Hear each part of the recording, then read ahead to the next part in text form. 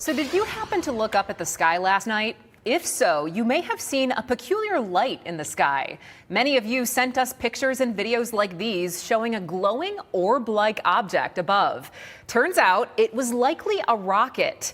First Alert Meteorologist Nate Morris joins us. Nate, there was a rocket launch down in Florida last night. How is it possible for us to have seen it all the way up here? Yeah, so it all has to do with just the height that it gained. It seems surprising, and to be honest, I was not expecting it. And I'm a little disappointed I went to bed as early as I did because I've never seen anything like that. I know they happen from time to time.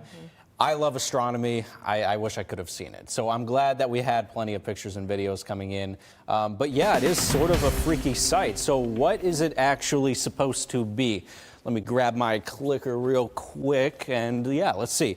So it was a wild looking thing, sort of this spiraling dust object. Now it was a rocket launch and this is the exhaust from that rocket. And the reason why it was able to be lit up is sort of similar to the reason why the moon is able to be lit up. It was so high that from its perspective, the sun was still shining, reflecting off the particles of the exhaust. And the spinning motion just had to do with the motion of the rocket. These things have to make a whole bunch of adjustments in their attitude, as it's called, as it's going through out of the atmosphere and into geosynchronous orbit.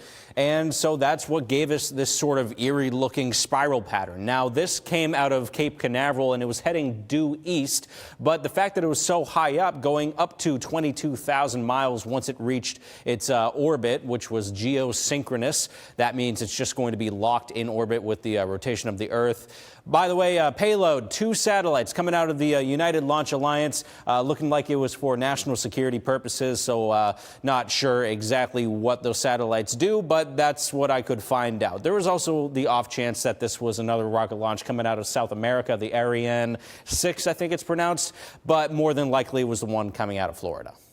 That's fascinating, Nate. And people saw it all over our region and all up and down the East Coast, too. I know. Hopefully they do something like that again because I really want to see that. Absolutely. Thank you.